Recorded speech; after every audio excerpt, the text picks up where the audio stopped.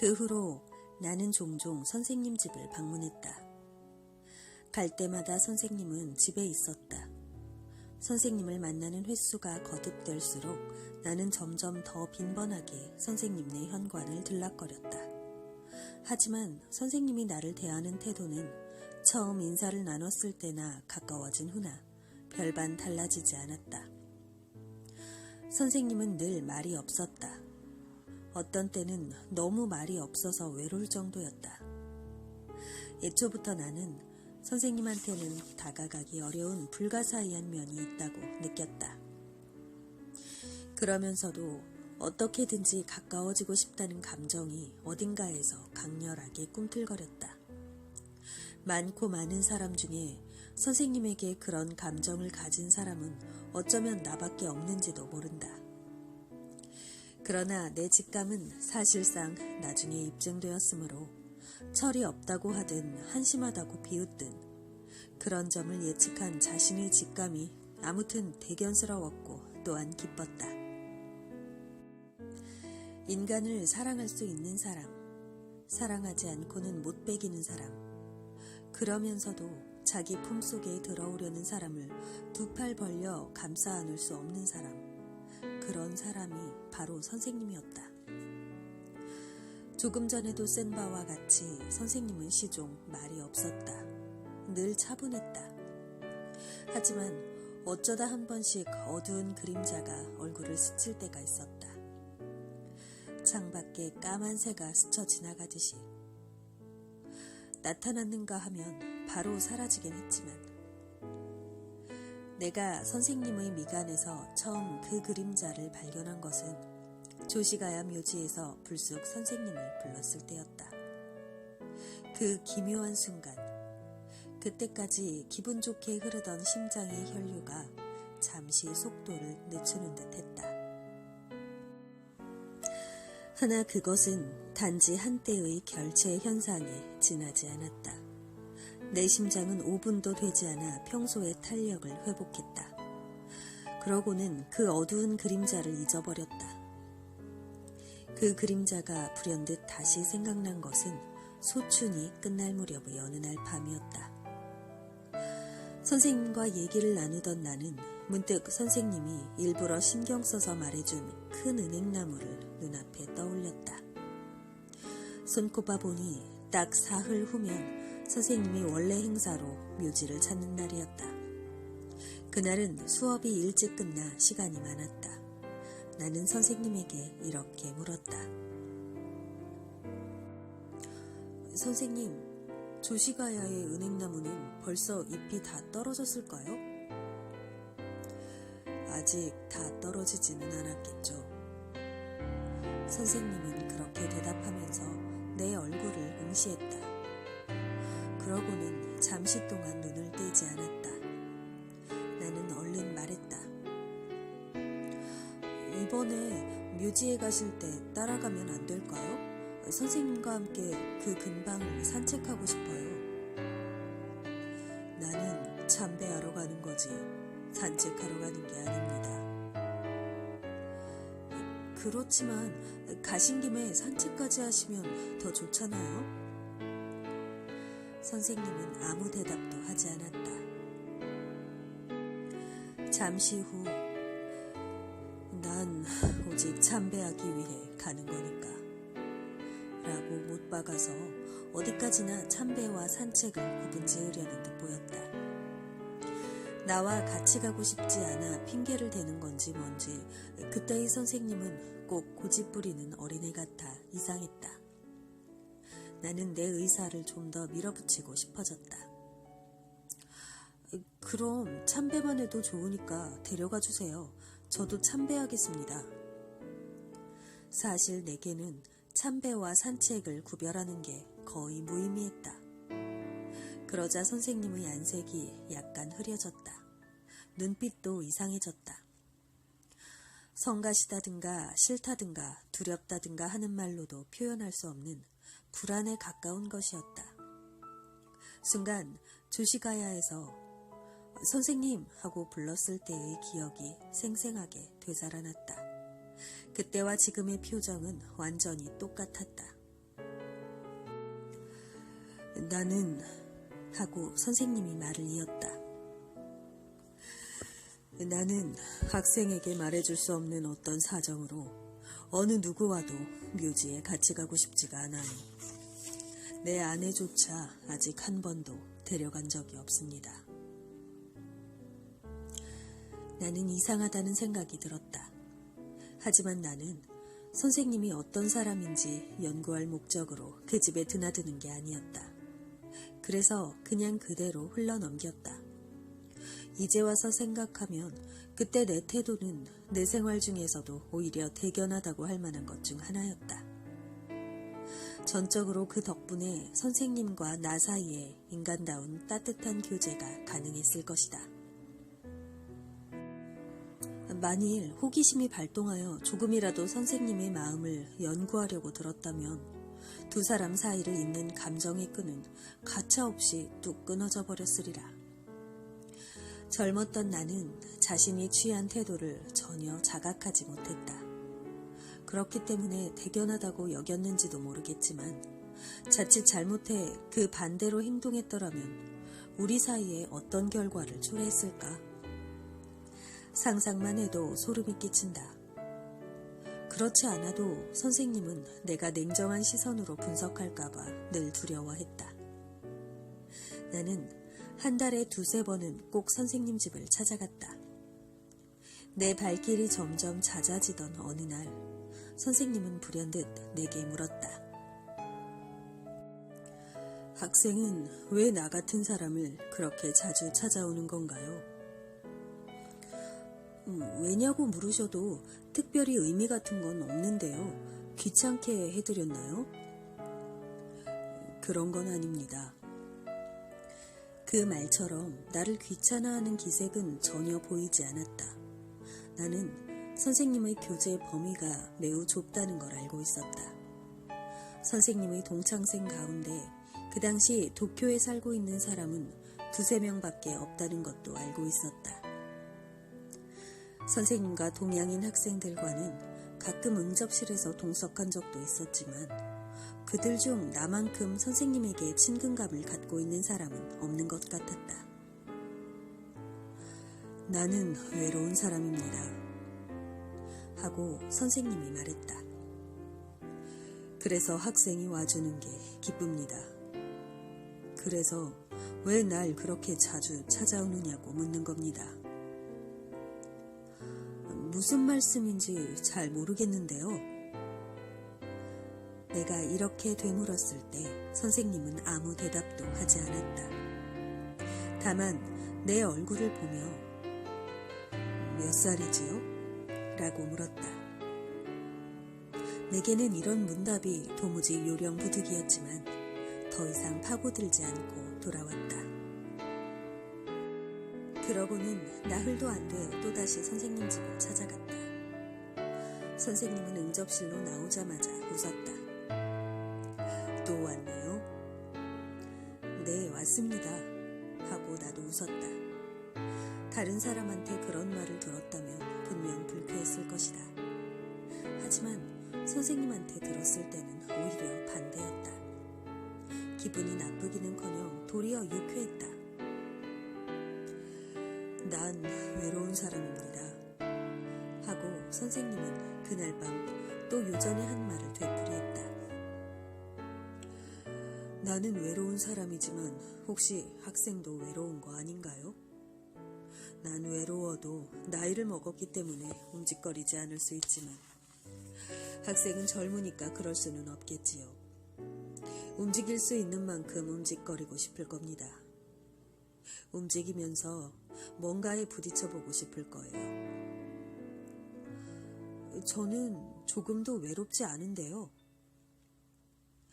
젊은 시절만큼 외로운 건 없지요. 외롭지 않다면 학생은 왜 우리 집에 그리 자주 오는데요? 이때도 또 요전에 한 말이 선생님 입에서 되풀이되어 나왔다. 학생은 아마 나를 만나도 어딘가 외로운 느낌이 남을 겁니다. 내게는 학생을 위해 그 외로움을 근본적으로 없애줄 만한 힘이 없으니까요. 조만간 학생은 다른 데로 눈길을 돌리게 될 겁니다. 머지않아 우리 집에는 발길을 끊게 되겠죠. 선생님은 이렇게 말하며 쓸쓸히 웃었다.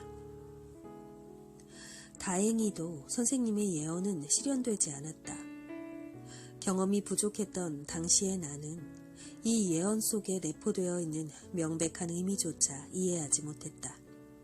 나는 여전히 선생님을 만나러 갔다. 그러다가 어느새 선생님네 식탁에서 함께 밥을 먹게 되었다. 자연히 사모님과도 말을 나누게 될 수밖에 없었다. 보통 남자로서 나는 여자에게 관심이 없지 않았다. 하지만 나이 어린 내가 그때까지 살아온 과정을 돌아보면 이성과 교제다운 교제는 거의 한 적이 없었다. 그런 탓인지는 몰라도 길거리에서 우연히 보게 되는 생판 모르는 여자에게 깊은 흥미를 느꼈다. 사모님의 경우는 일전에 현관에서 처음 봤을 때 아름답다는 인상을 받았다. 그 후에도 만날 때마다 처음과 똑같은 인상을 받지 않은 적은 없었다. 하지만 그 외에는 특별히 사모님에게 이렇다 할 만한 느낌을 받은 게 없는 듯하다. 사모님에게 특별한 점이 없어서라기보다 특별한 점을 보여줄 기회가 없었다고 해석하는 편이 옳을지도 모른다.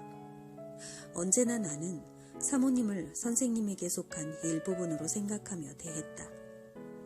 사모님도 남편을 찾아오는 학생이었기에 나를 호의적으로 대해준 듯하다.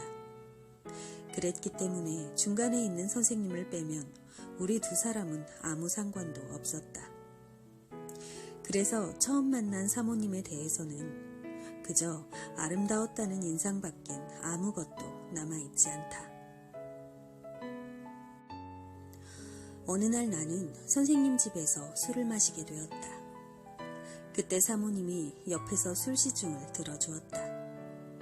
선생님은 평상시보다 기분이 좋아 보였다. 사모님에게 당신도 한잔 하지 하고 자신이 비운 잔을 내밀었다. 사모님은 전 하며 사양하다가 마지못해 잔을 받았다. 사모님은 아름다운 눈썹을 모으며 내가 반 정도 따른 술잔을 입으로 가져갔다. 사모님과 선생님 사이에는 이런 대화가 오고 갔다. 웬일이세요? 저한테 마시라고 하신 적은 거의 없는데. 당신이 싫어하니까 그랬지. 하지만 가끔씩은 마셔봐. 기분이 좋아지니까. 하나도 안 좋아지는데요. 괴롭기만 해요. 근데 당신은 기분이 아주 좋아지시나 봐요. 술이 조금만 들어가도. 가끔은 기분이 아주 좋아지지. 하지만 늘 그런 건 아니야. 오늘 밤은 어때요? 오늘 밤은 기분 좋구먼. 앞으로도 밤마다 조금씩 드세요. 그게 쉽지는 않지. 그렇게 하세요. 그러면 외로움도 덜 타고 좋잖아요. 선생님 집에는 부부와 하녀밖에 없었다. 갈 때마다 대개는 쥐죽은 듯 고요했다. 그게 웃는 소리 같은 건 한 번도 들어본 적이 없다. 어떤 때는 집안에 선생님과 나밖에 없는 것 같은 느낌이 들 때도 있었다. 아이라도 있으면 좋을 텐데 말이죠. 사모님은 나를 보며 말했다. 나는 그렇겠네요 하고 대답했다. 하지만 마음으로는 아무런 동정도 일지 않았다. 아이를 가져본 적 없는 그 당시에 나는 아이를 단순히 귀찮은 존재로만 여기고 있었다. 하나 데려다 키울까? 하고 선생님이 말했다. 데려다 키우는 건 좀 그렇죠? 사모님은 또 나를 보며 말했다. 아이는 아무리 기다려도 생기지 않을 거야. 하고 선생님이 말했다. 사모님은 아무 대꾸도 하지 않았다. 왜요? 하고 내가 대신 묻자 선생님은 천벌을 받는 거니까 라며 큰 소리로 웃었다. 내가 아는 한 선생님과 사모님은 아주 금실 좋은 한 쌍의 부부였다. 물론 나는 가정을 가져본 적이 없어서 깊은 사정까지는 알 수 없었지만 나와 응접실에 마주 앉아 있을 때 선생님은 어쩌다 한 번씩 하녀를 부르지 않고 사모님을 불렀다. 사모님의 이름은 시즈였다. 선생님은 어이 시즈 하고 부르면서 항상 맹장지 문 쪽을 돌아보았다. 그 억양이나 어조가 내게는 다정하게 들렸다. 응답하며 방문을 여는 사모님도 아주 다소곳했다. 가끔 식사를 대접받을 때 사모님이 그 자리에 있을 경우에는 그런 관계가 두 분 사이에 한층 더 명확하게 드러나는 듯했다. 선생님은 이따금 사모님과 함께 음악회도 가고 연극도 보러 갔다. 그리고 부부 동반으로 일주일이 넘지 않는 여행을 한 것도 내가 알기로 두세 번이 더 된다. 하코네에서 보내준 그림 엽서를 나는 아직도 갖고 있다. 니코에서는 단풍잎을 한 장 넣어 편지를 보내주었다. 당시 내 눈에 비친 선생님과 사모님 사이는 대체로 그랬다. 언젠가 단 한 번 예외가 있었다. 어느 날 내가 여느 때처럼 선생님 집 현관에서 왔다는 기척을 내려는데 응접실 쪽에서 말소리가 들려왔다. 귀를 기울여 보니 일상적인 대화를 나누는 게 아니라 아무래도 말다툼을 벌이고 있는 것 같았다. 선생님 집은 현관 바로 옆이 응접실이어서 현관문 앞에 서 있던 내 귀에 싸우는 분위기가 거의 전해졌다. 그리고 그중 한 사람이 선생님이라는 것도 가끔 높아지는 남자의 목소리로 알 수 있었다. 상대방은 선생님보다 목소리가 낮아서 누군지 확실하지는 않았으나 아무래도 사모님인 듯했다. 울고 있는 것 같기도 했다.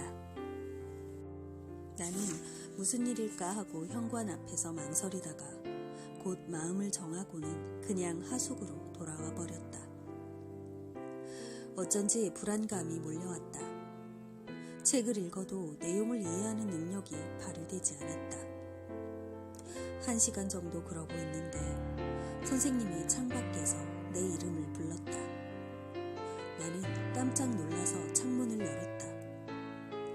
선생님은 창 아래에서 산책을 가자며 내게 권했다. 아까 오비 사이에 넣어둔 시계를 꺼내보니 벌써 8시가 지났다. 나는 귀가했을 때의 옷차림 그대로 하카마를 입고 있었다. 나는 바로 밖으로 나갔다. 그날 밤 나는 선생님과 맥주를 마셨다. 선생님은 원래 술을 많이 못 마시는 편이었다. 어느 정도까지 마시고서 취하지 않는다고 취할 때까지 마셔보자는 식의 모험은 안 하는 사람이었다. 오늘은 술이 안 받는군요. 하며 선생님은 쓴웃음을 지었다. 오늘은 기분이 좋아지지 않으세요? 하고 나는 안타까워 물었다. 아까 현관에서 들은 언쟁이 계속 내 마음에 걸렸다. 목구멍에 생선 가시가 걸렸을 때처럼 괴로웠다. 탁 털어놓고 물어보려다가도 그러지 않는 편이 낫겠다고 생각을 바꾸곤 하는 마음의 동요가 나를 안절부절 못하게 만들었다. 오늘 무슨 일이 있었습니까? 하고 선생님이 먼저 물었다. 실은 나도 오늘 좀 정상이 아니죠. 그렇게 보이지 않나요? 나는 아무 대답도 하지 못했다. 실은 아까 아내와 좀 다투었거든요. 그래서 한심하게도 좀 흥분해버렸지요. 하고 선생님이 다시 말했다. 무슨 일로? 나는 말다툼이란 말을 입 밖에 낼 수가 없었다. 아내가 날 오해하고 있어요. 오해라고 해도 믿질 않는 겁니다. 그래서 그만 화를 내고 말았지요. 어떤 오해를 하셨는데요? 나의 이 물음에 선생님은 대답하고 싶어 하지 않았다. 아내가 생각하는 그런 사람이라면 나도 이렇게 고통스럽지는 않을 겁니다. 선생님이 어떤 고통 속에 있는지 이는 내게 상상도 가지 않는 문제였다. 귀가하는 길에 우리 둘은 100m고 200m고 걷는 동안 쭉 침묵했다. 그러다 선생님이 불쑥 입을 열었다. 내가 잘못한 것 같군요. 화를 내고 나와서 필시 집사람이 걱정하고 있을 겁니다. 생각해보면 여자란 불쌍하지요. 우리 집사람은 나 말고는 달리 의지할 데가 없으니까요. 선생님은 거기서 잠시 말을 끊었지만 꼭 내 대답을 기대하지는 않았는지 곧 다음 이야기로 이어갔다. 그렇게 말하면 남편인 나는 당찬 사람 같아서 좀 우습긴 하지만 학생 눈에는 내가 어떤 사람으로 보입니까? 강해 보이나요? 약해 보이나요? 그 중간 정도로 보이는데요. 하고 나는 대답했다. 이 대답이 선생님에게는 약간 뜻밖인 듯했다. 선생님은 다시 입을 다물고 묵묵히 걷기 시작했다. 선생님 집으로 가려면 내가 사는 하숙집 바로 옆을 지나가야 했다. 나는 하숙집 모퉁이에서 나만 집으로 들어가는 게 미안한 생각이 들었다. 이참에 댁까지 모셔다 드릴까요? 하고 말했더니 선생님은 얼른 손사래를 쳤다. 많이 늦었으니까 어서 들어가요. 나도 빨리 집에 들어갈 테니까 아내를 위해서. 선생님이 마지막에 덧붙인 아내를 위해서라는 말은 묘하게도 그때의 내 마음을 따뜻하게 녹여주었다. 그 말 덕에 나는 안심하고 잠들 수 있었다. 그 후로도 오랫동안 나는 아내를 위해서라는 말을 잊지 못했다. 선생님과 사모님 사이에 일어난 파란이 별것 아니라는 것은 그 말로도 알 수 있었다. 또 그런 일은 좀처럼 생기지 않는다는 것도 이후 줄기차게 드나들면서 대충 알게 되었다. 게다가 선생님은 어느 날 내게 이런 얘기까지 털어놓았다. 난 이 세상에서 여자라고는 단 한 사람밖에 몰라요. 아내 이외의 여자는 거의 여자로 보이질 않거든. 집사람 역시 날 세상에서 오직 하나뿐인 남자로 알고 있어요. 그런 의미에서 우리 부부는 가장 행복해야 할 한 쌍이지요. 지금은 어떤 맥락에서 그런 말이 나왔는지 잊어버렸기 때문에 선생님이 왜 내게 그런 얘기를 털어놓았는지는 잘 모른다. 하지만 선생님이 진지했던 것과 어조가 가라앉아 있었던 것만은 아직도 기억에 남아있다.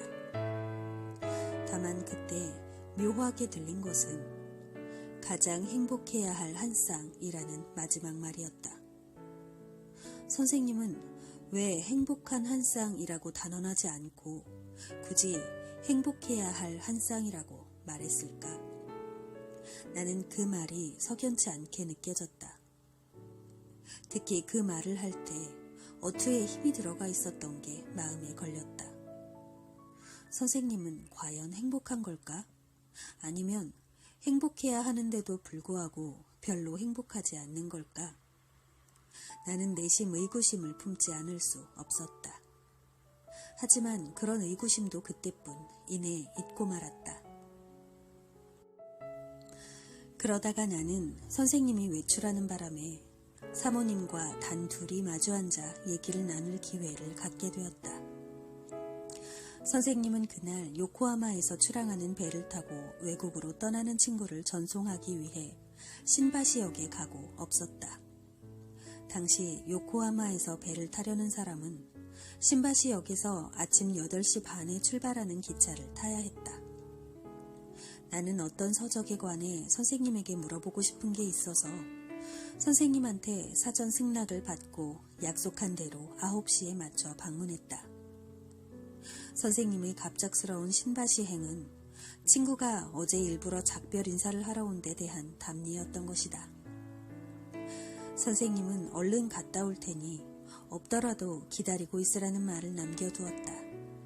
그래서 나는 응접실에 들어가 선생님을 기다리면서 사모님과 얘기를 나누게 된 것이다.